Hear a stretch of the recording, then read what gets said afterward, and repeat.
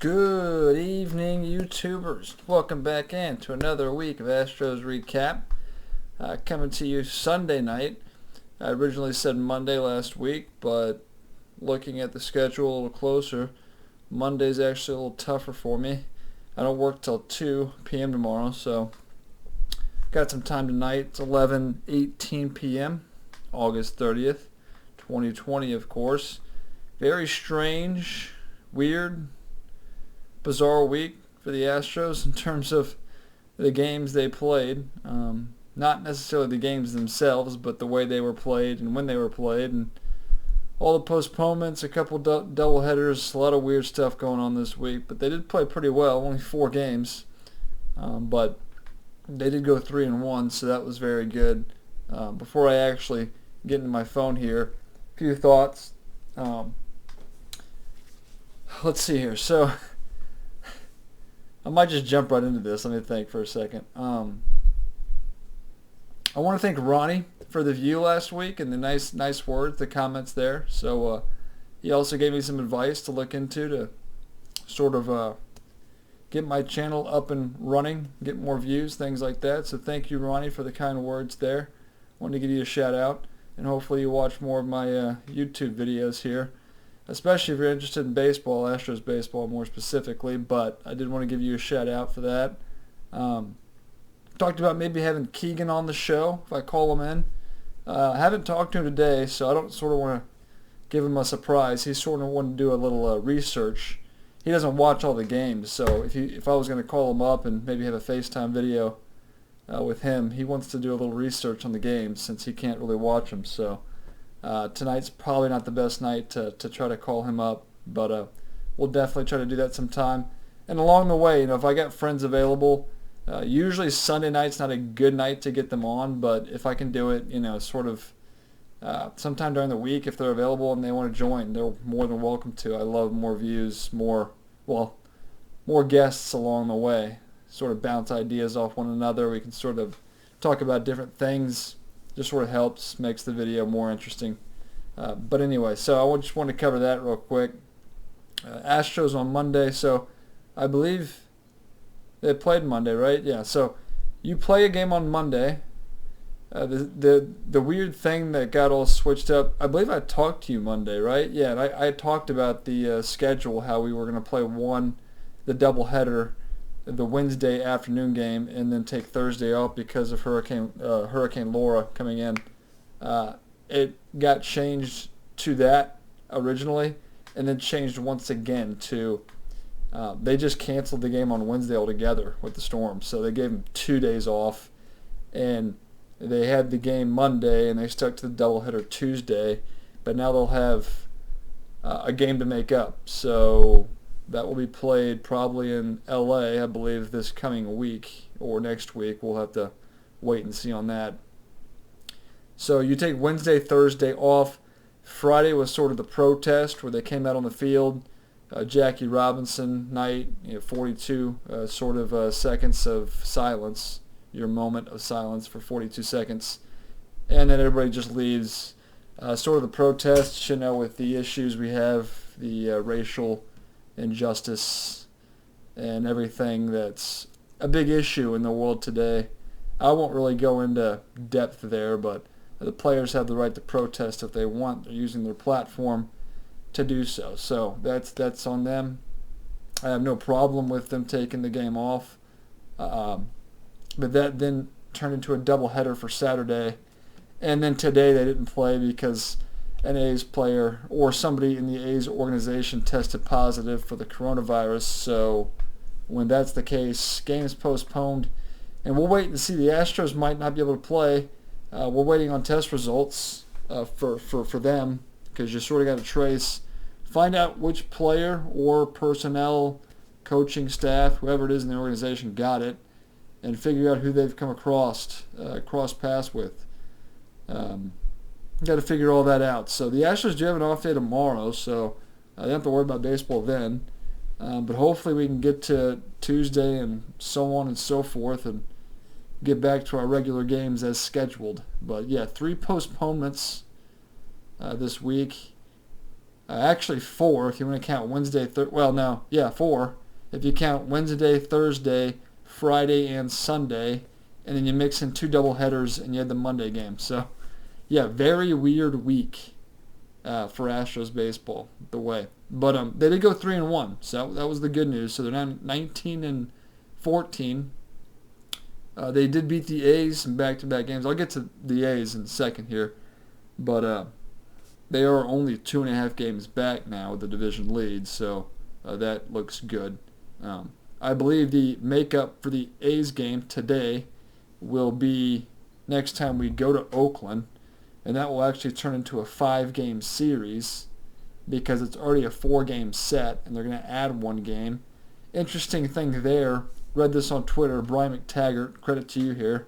They'll most likely, I would assume, be facing Mike Fiers if it's a 5-game series, right? So we'll wait and see, but that is definitely interesting to me. So, anyway, always try to wait to pull up the phone here because it's always a mystery to whether it will work or not. But and when it doesn't work, I sort of have to re-jog my memory somehow, some way. But they did play on Monday, the Angels, and the offense was very good for them as they scored 11 runs.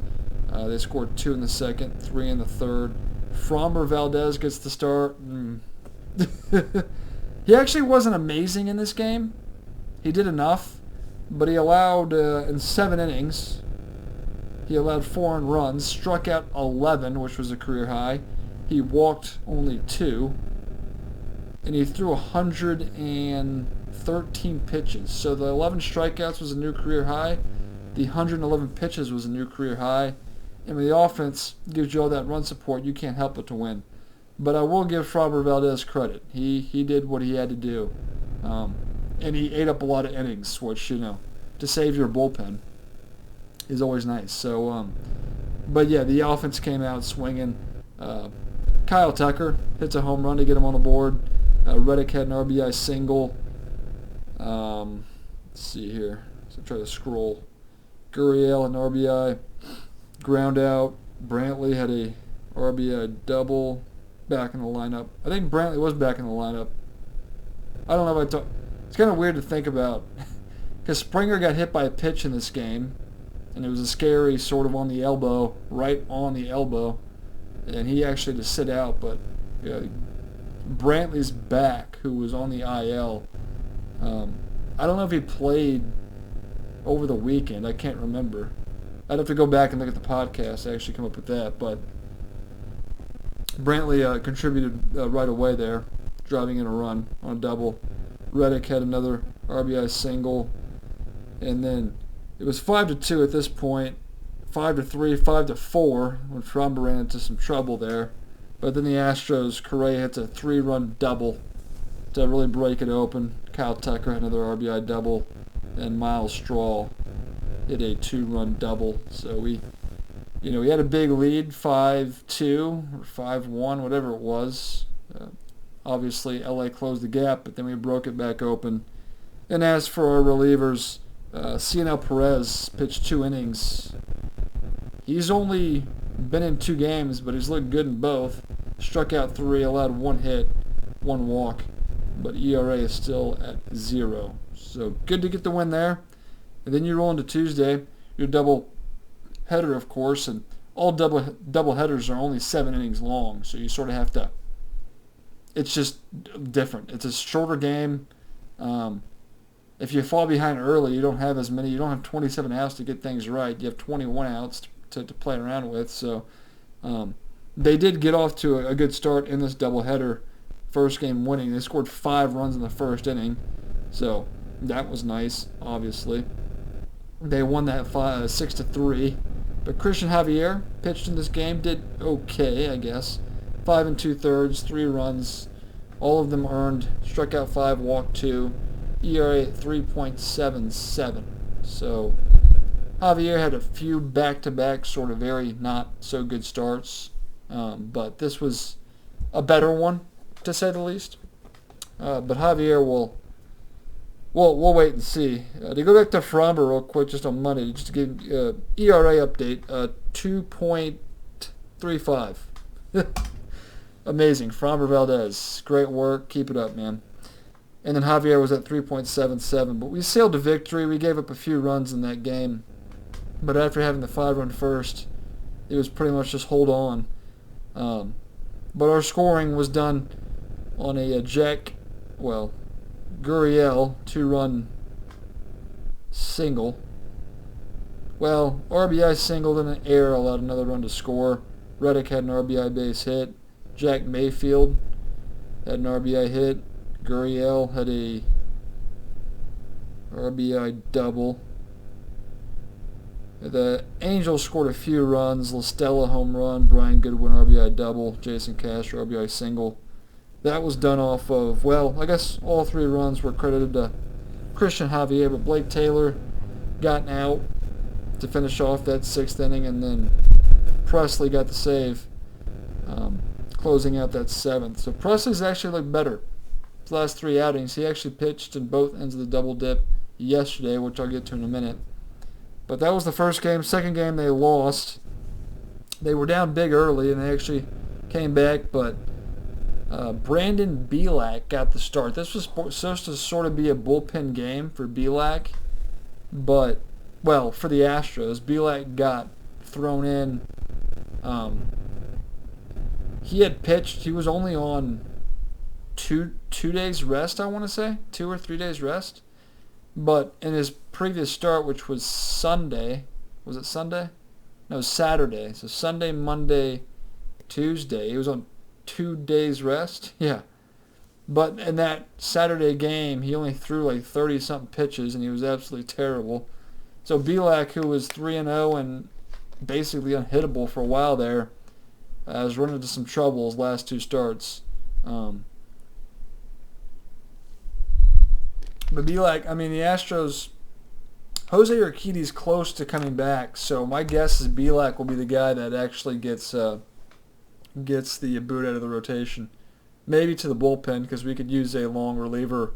Well, they have so many bullpen pitchers with the 30-man. Well, it's sort of shrinking. The roster should be down to 28 or 26 at this point, I believe.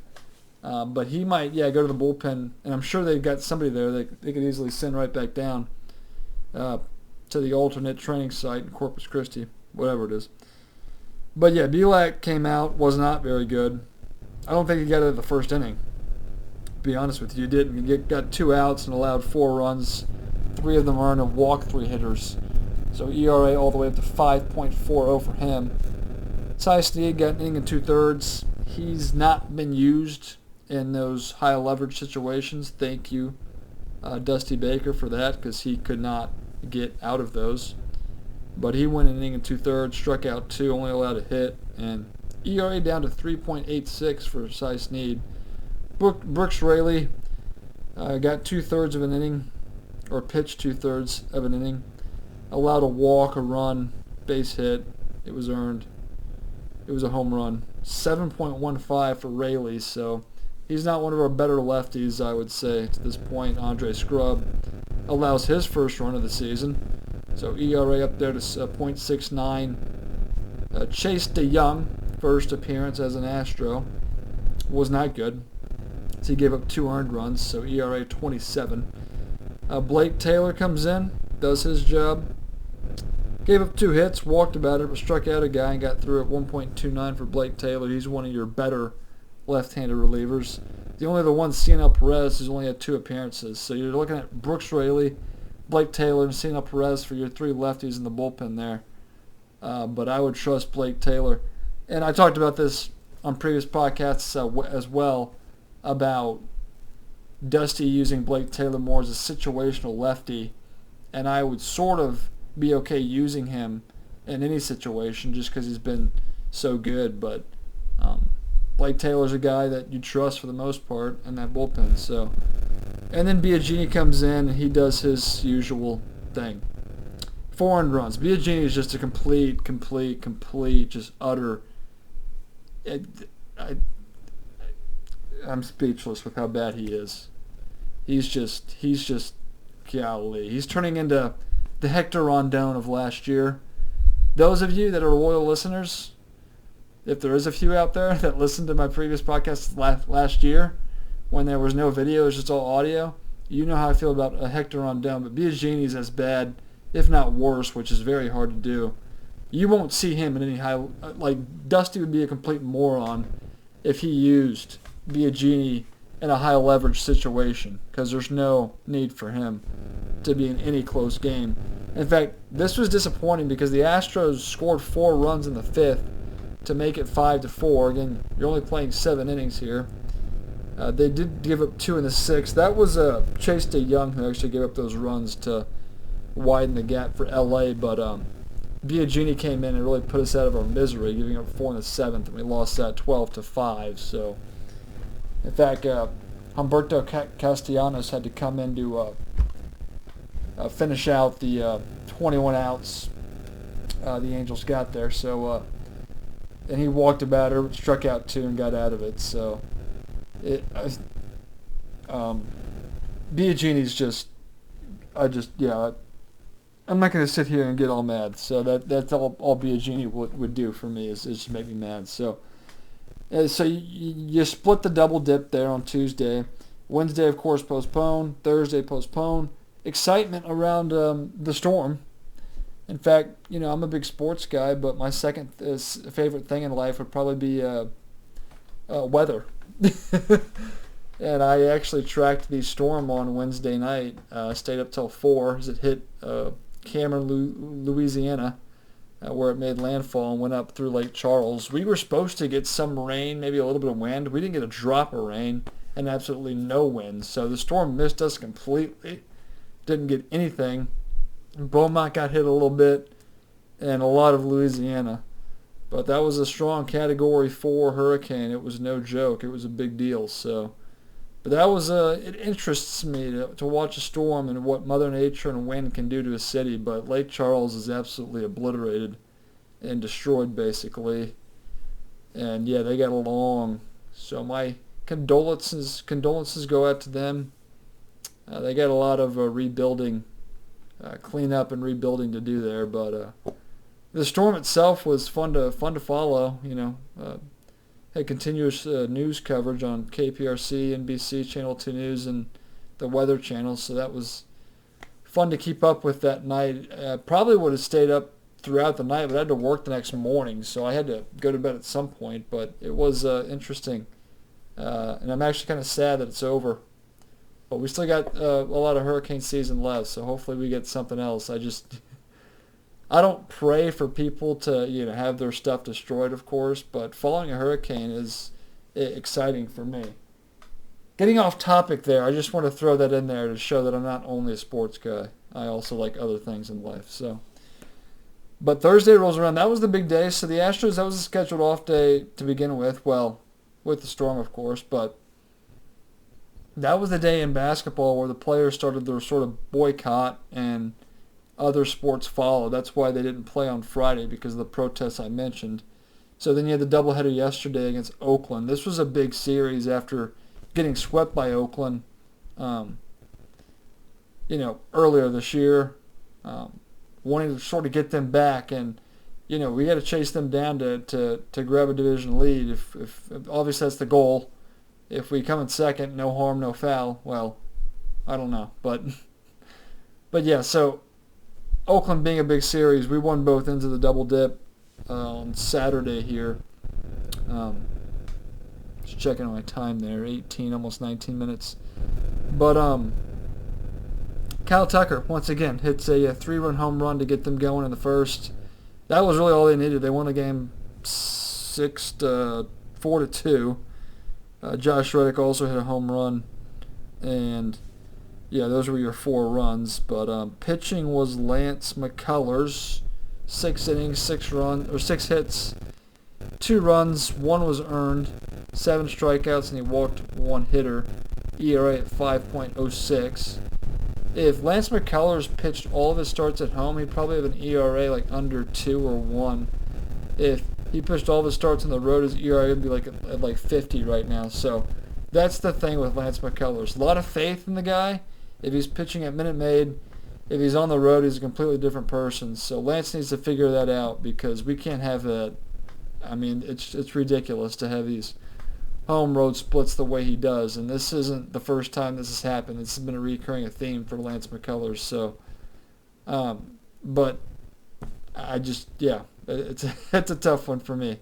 I can't figure it out. It's a weird thing, but, But he went 7. Of course, you're playing 7 innings. Presley comes in, gets the save, strikes out a hitter, so he's doing a little bit better. Last time I talked about Presley, previous weeks, he's very up and down, but looked good getting the save there.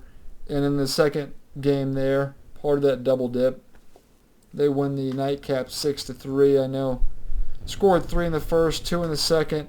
I know Springer had a big home run. Kyle Tucker, 3-run triple to get them going. Kyle Tucker's been... I need to apologize personally to Kyle Tucker because I talked about... I didn't say he was terrible. I said he's a guy that will hit some home runs. I said he'd drive in some runs, but I said he's going to strike out a billion times. But the strikeouts have gone down, the hits have gone up, the RBIs, the power, everything you could want for Kyle Tucker has been just fantastic. And they need him. They need him to be good because after this year, all your outfielders except for Kyle Tucker are free agents. George Springer, Josh Reddick, Michael Brantley. Go up and down the line. I don't know about Miles Straw. He probably sticks around. But, yeah, Kyle Tucker is going to need to be one of our better hitters here. And he's looked good so far. So, but, yeah, Springer had a big moonshot home run in this game as well. And yeah, pitching-wise, Greinke pitched 5 innings, 300 runs. He's had back-to-back sort of not so well, okay starts, not amazing, not great. But he did get the win, and his ERA is at 2.68, so I can't be too upset there. Blake Taylor pitched an inning, walked a hitter, struck out a guy. He's been good to get an ERA at 1.20 there, and then Presley gets the save, and he strikes out the side in order, so 4.22, but his 6th save there, I believe 6 and 8 opportunities sounds about right, or 6 and 9, something like that. But Presley, yeah, he's going to be your closer, and of course you got Andre Scrub, Blake Taylor. Didn't see a lot of Paredes this week, but he's another guy that I would trust in late situations, and we'll see sort of the combination Dusty likes to use, but only 4 games, but 3-1, so I have to be satisfied with that. Like I said, 19-13. This podcast probably be a little shorter tonight just because I'm only playing 4 games, not as much to talk about, but major props to Kyle Tucker. Deserves a lot of credit. Yeah, trying to think. Usually we have weekly injuries every week, but I think we were pretty clean this week because, we only played 4 games. So that might be part of that. But Josh James, obviously, still on the injured list. He's not really good anyway. He would probably hurt the team more than help it, kind of like Biagini. Because Biagini went on the IL, and he's come back and been terrible. Chris Davinsky's been nowhere to be found. He went on the IL back early as well, but I haven't seen him back. But Bregman's still out there on the IL, so we're waiting on him. Urquidy should be coming back very soon. I don't know about people like Brad Peacock and Austin Pruitt. Pruitt's probably done for the year. Osuna's done for the year. No real updates on Verlander.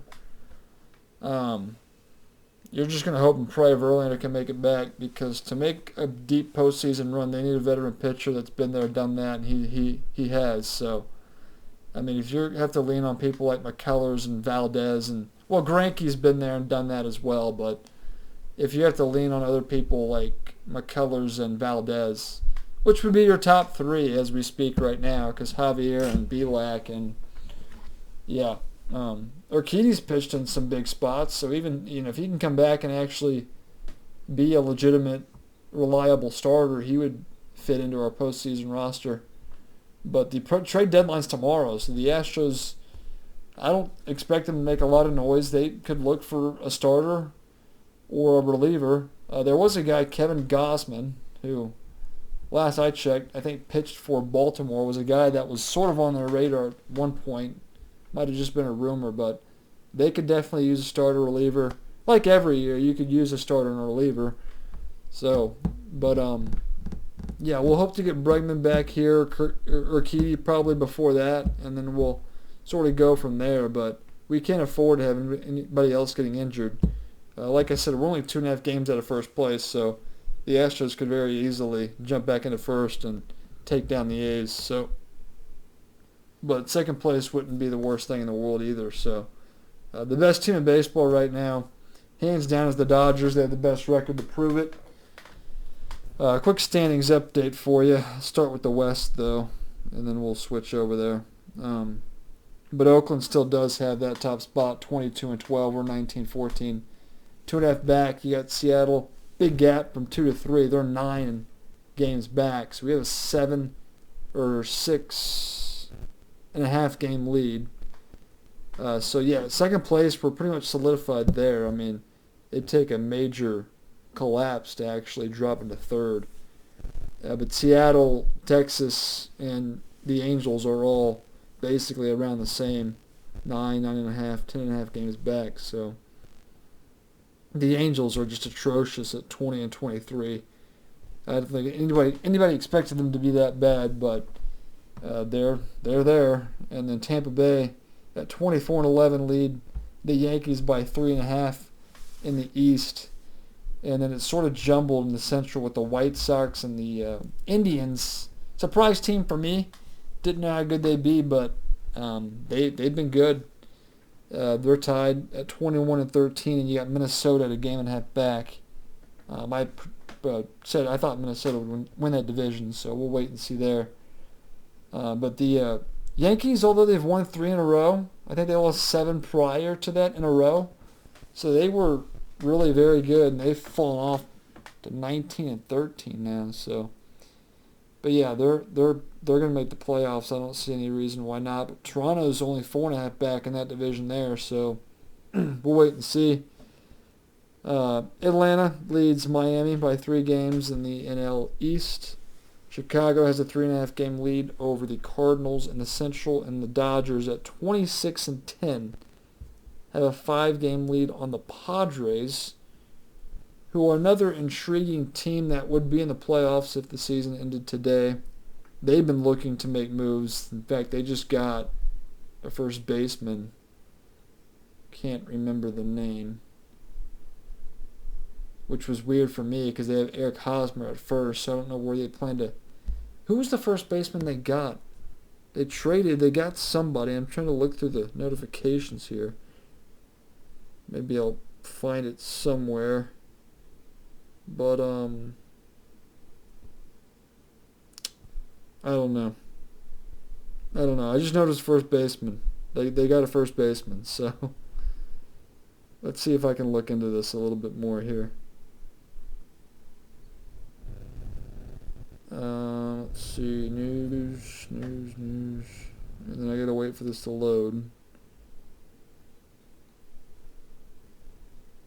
It's a 7-player deal.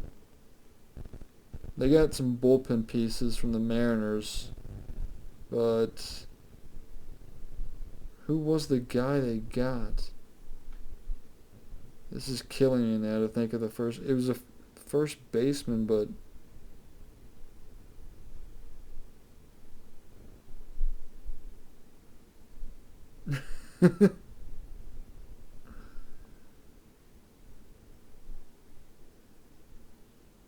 there's a trade talk about Joey Gallo possibly moving.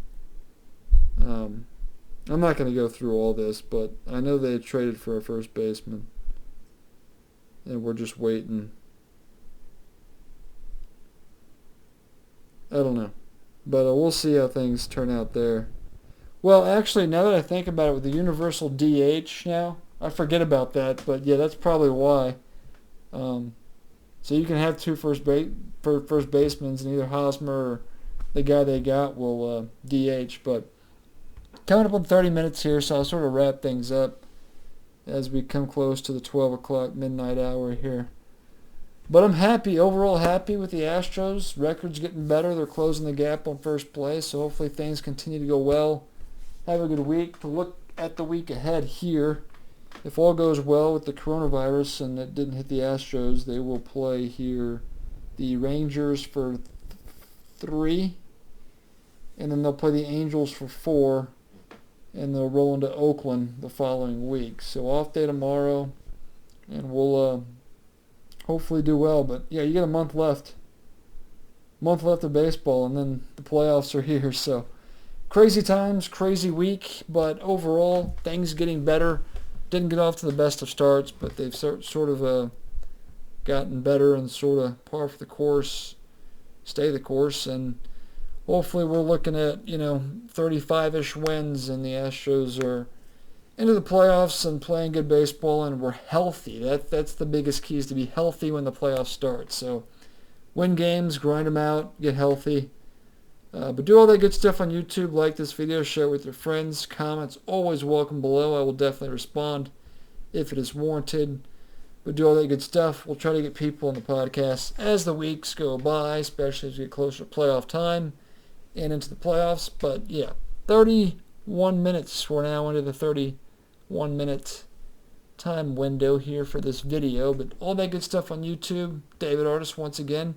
Check out the channel, other podcasts if you like. I'll be coming at you every week with the Astros and where they stand and how they're playing and all that good stuff. But I'll wrap things up there, and we'll talk to you next week.